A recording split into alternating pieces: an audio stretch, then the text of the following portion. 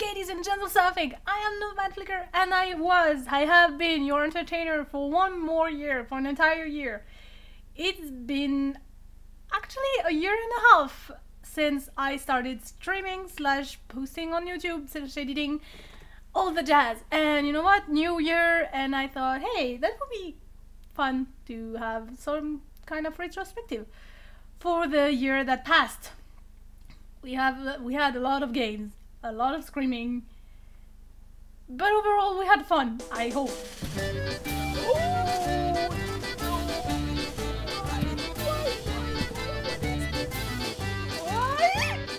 Not supposed to do shit, Kai Carver.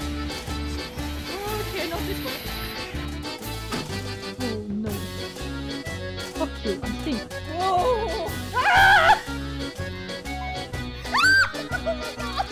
We have seen, I didn't count I didn't count how many games we played, but we played a lot and we've seen a lot of games as well. So I thought I would give you my tops, sort of, maybe. You see what I mean. So you know what, let's get to it. So let's start up with the top 3, I guess. The top 3 of best game that I ever played. Well, not ever played. That I played this past year and a half. So with no or very little surprise, there is 3 games. First one, Lisa the Painful. Something's gonna happen to this kid. Yeah, okay, you were a small fat black kid. This ain't no lemonade stand. I like them. Hey! Shit. Oh my god, hi. Which was also the biggest surprise. When I opened the game, this game was tossed in my face by one of my friends. If you're watching, thank you, Dosu. This game was literally tossed in my face over and over and over again, and was like, you know what? I want a casual short game to finish the month. And turned out to be way longer than I thought it would be. The game you can beat in an hour and a half or something. I ended up making it 2 months, I think it was 2 months of streaming it for 2 hours or so, 2 to 3 hours twice a week. It was a mess, but this game was also probably the biggest surprise of the entire year. Let's be real. Lisa doesn't seem like much. You know what? Lisa reminds me of Centaur World. Lisa the Painful is like Centaur World. The outside looks dumb as all fuck, but when you dig into it a little more, you have a lot. A little too much, maybe, even at some point, because oh my gosh, the game is such, I don't even know how to describe it. It's so heavy in its topics and in its characters, and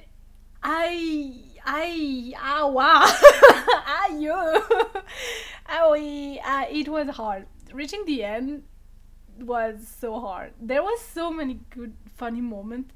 It's the kind of game that makes you go from laughing your ass off to crying. And it's the best game, really. I think it was really the biggest surprise for me, and it's definitely in my top 3, so there you go. First game, go. Buddy, I think you're meant Tom Brightside Miller. You're meant to point that at me. Well, alright. Second game that I was very surprised about, and that is in my top 3, Amnesia Rebirth, that we did back in April, I think? April or in summer, I can't remember. I, as a lot of people, am a big fan of the Amnesia games. I thought Dark Descent was terrifying. I thought Machine for Pig was awesome for its storyline.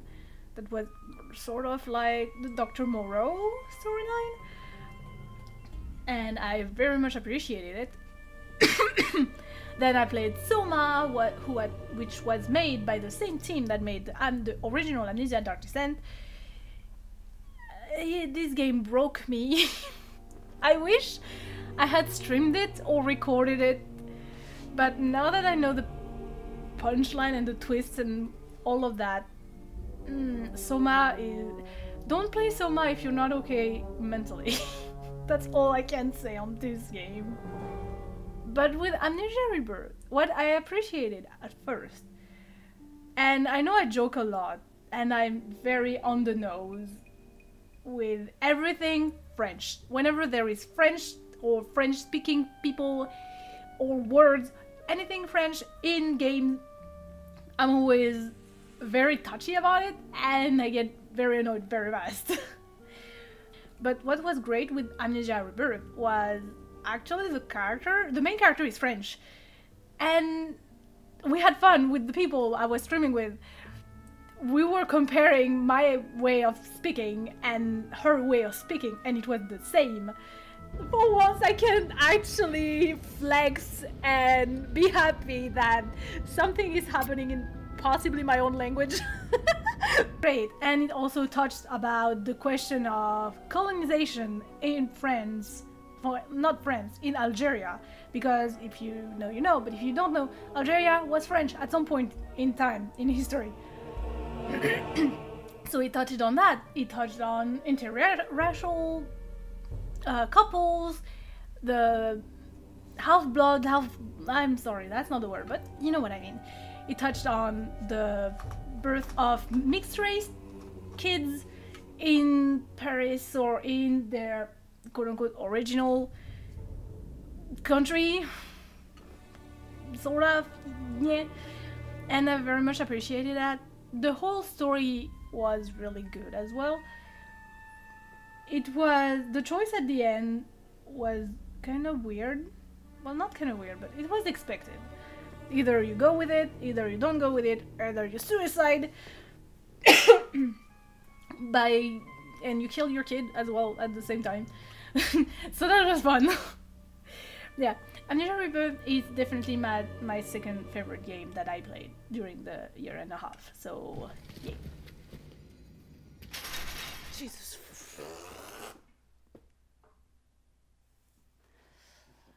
Okay. And with little to no surprise at all, my favorite game that I played during the past year was Layer of Fear 2. For these of you who weren't here during the stream, and I wish I had a camera back then, but there was so many, this thing blew my mind, because I actually did a college. I came from college, a cinema college. I wasted 3 years of my life in this thing, learning dumb shit that are not really of use to me anymore, and that kind of sucked. But Layer of Fear 2 used so much. Honestly, I regret so much not having a camera.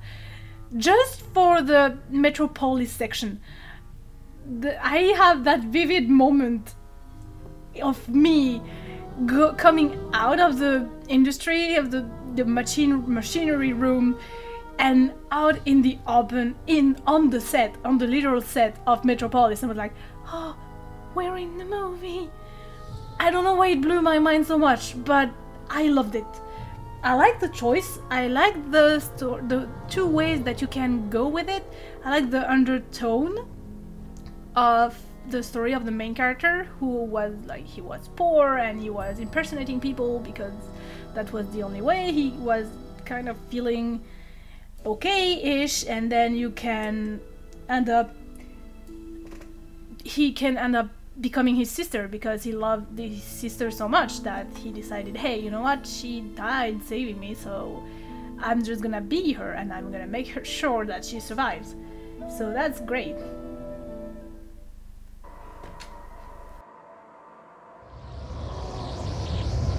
No! Shut up! You guys, I am so happy I actually did cinema school. Oh my god, we're moving from Metropolis to Dogsville. That's awesome! So, we had 3 amazing games, and we of course had 3 very bad games. If you like this game that I'm about to trash, kudos to you. You were able to appreciate something that I wasn't able to. But really, no. No.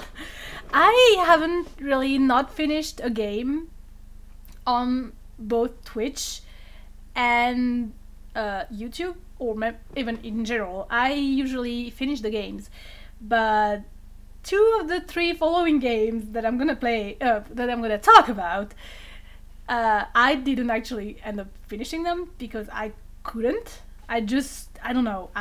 They rubbed me off the very wrong way. So yeah, let's go.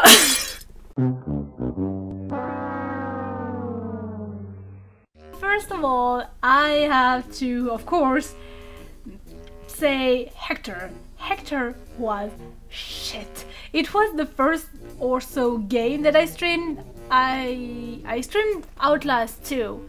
Not on the Twitch channel, I streamed it on Discord for one of my friends and then recorded it. I can't remember what I did, honestly. I was a mess back then. I'm still a mess right now, but I'm trying to be kind of professional.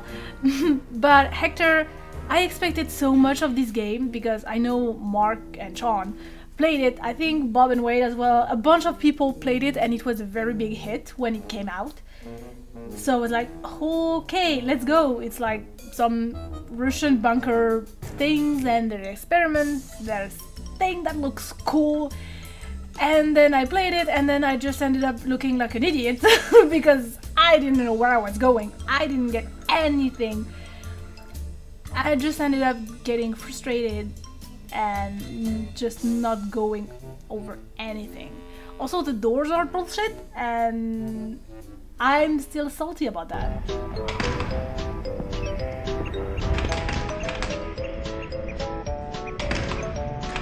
Oh wait.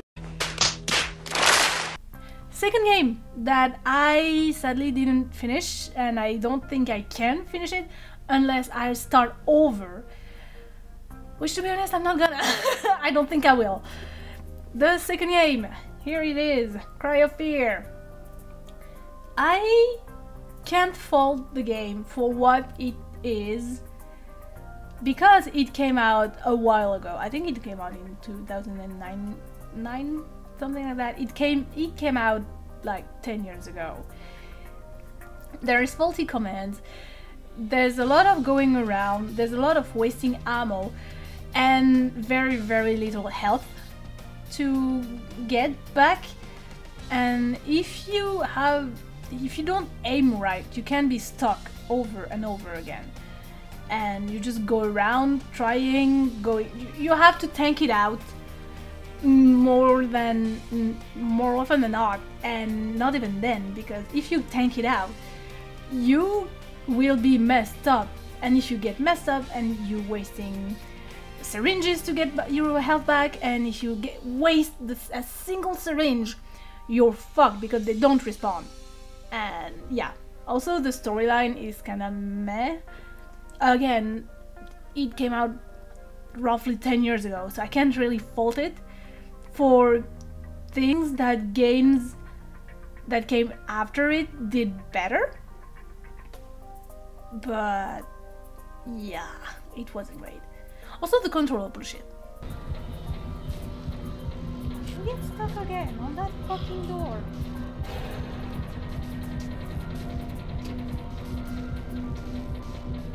I'm getting stuck. I'm stuck again. I cannot move. I'm hammering the thing. It's the second time I reached the end of the train, and it's the second time I'm getting stuck. I'm stuck. I can't do anything. Oh, I don't have my shit. Right. Fun. This door is jammed. What the hell? Okay, kill me. And finally we arrive to the biggest disappointment of this entire year and a half. Outlast fucking 2. I love Outlast for some reason. I don't know why. Don't ask me why, because I won't be able to answer your question about that. I love Outlast for how gory it is, how weird it is, and they just go all in, and that's the fun of it. That's the fun of Outlast. If you want to visit a true unforgiving butcher shop, you go play Outlast 1 or the Whistleblower. I especially appreciate how Outlast 1 and Whistleblower are literally linked. I think, if I'm not mistaken, they are happening at the same time, and I really think it's really great.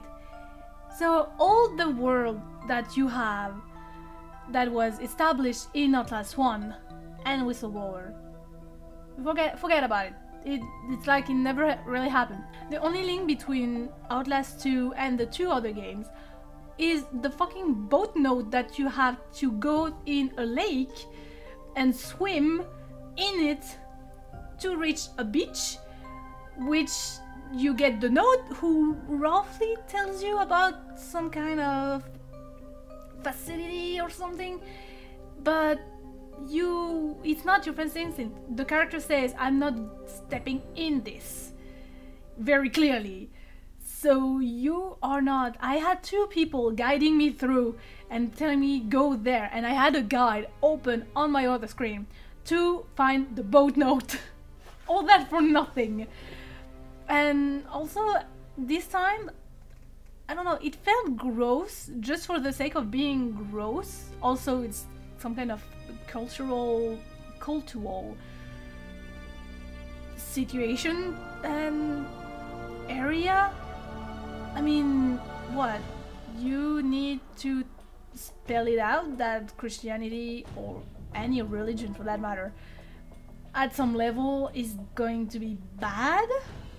Like, okay, and that priests are apparently more often than not pedophiles? I mean, don't get me wrong, I'm not reducing the level of trauma of anything that anyone went through, but it was so on the nose in Outlast 2. It was annoying.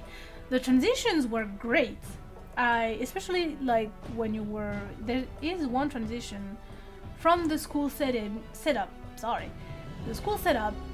to back into the whatever place where you're climbing a ladder and the ladder changes. You go from an iron metal ladder, modern ladder, to a wooden one, and then you're back in the world, and that type of transition is great. That is the only thing that I actually appreciated in Outlast 2. So yeah, worst game that I played, I think, and the biggest disappointment, really. Hello. Ooh, that blood is very ugly. Oh, I mean, oh, I'm so scared.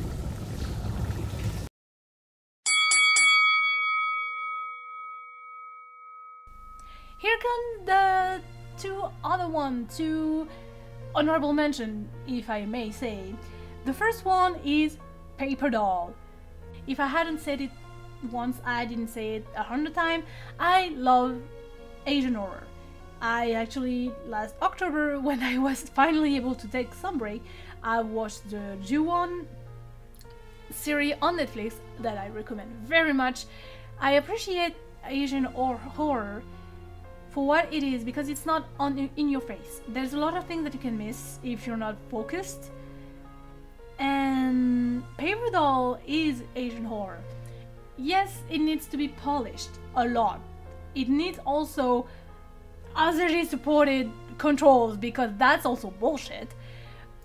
You have some trouble going around. If I literally had someone guiding me again being my co-pilot, telling me, hey, go this way, go that way. But the scares were great. The scares were unexpected at times. Then the storyline behind it. It's like, as I kept saying way back then, when I actually played the game, it's Clue. It's an Asian version of Clue meets Shining, sort of. And I appreciated the story very much. I also think that it is very clever what they did at the end, even though it's a bullshit way to make people buy their new game, the next game. I think it's very clever. I still have Paper Doll 2 with me on Steam. I'm not playing that one alone. I'm going to record it while I'm playing it with people alongside me, because I just opened it once and I was pissing myself with how scary it was, and it was just the beginning. I played like 5 seconds and I was like, nope, I'm not playing that game alone. So yeah, Paper Doll was definitely the biggest surprise after Lisa the Painful. Hey yo! No. And another honorable mention that I kept talking about over and over again, and I really need to get to through my hours and hours and hours of editing and files and recording, it's Sea of Thieves. I used to play Team Fortress 2 with friends. I had actually 2 groups of friends that got built up thanks to Team Fortress 2, and I had a blast every time I was playing that game. Then there was the Butt-Apocalypse on Team Fortress 2 and the Hat-Apocalypse and all that, and the game kind of started falling flat, which is sad, but you know, that is what it is. But Sea of Thieves, I have never laughed so much and had so much fun with people playing that game in a long time, and Sea of Thieves was the game that made me cry tears of laughter with how stupid things were sometimes. What the fuck? What the fuck? Putain, j'ai pris... J'avais rien dans la main, j'ai pris un coup d'éclair. And here you have it, the retrospective of the year 2021 / sort of kinda 2020. I had a lot of game, a lot of good time, a lot of not so good time, a lot of dumb time especially. But you know what, as I said in one of the Phasmophobia episode, idiot is my brand. So I hope you liked the year that passed, and I hope you will come along with me for the year that is to come. And what is to come in this year? I have planned, I keep saying it, I kept saying it during Bioshock, but I actually do. I will be posting more in the coming year. I have recordings, I just need to edit them, and yeah, I guess we'll see how it goes. But if you want games, more things from me on the gaming industry, I guess we can say it like that, you can head down to the subscribe button and give it a hit. And also, if you feel extra spicy, you can also hit the notification bell so you are notified when I post. And I will be posting. There is things coming. If you agree with whatever I said about the game that I talked about today, you can give the video a thumbs up. If you didn't, it's fair and square. You can give it a thumbs down, and you can also hit me in the comment some game suggestion if you want. A lot of the games I played this past year, are actually suggestions. At least 4 or 5 of the game that I played are suggestions or requests. So yeah, that's all I'm gonna say for now, and I will see you in the next video. So I just have to add one little thing. I'm gonna say stay safe, stay hydrated, and also let's go 2022, I guess. Bye.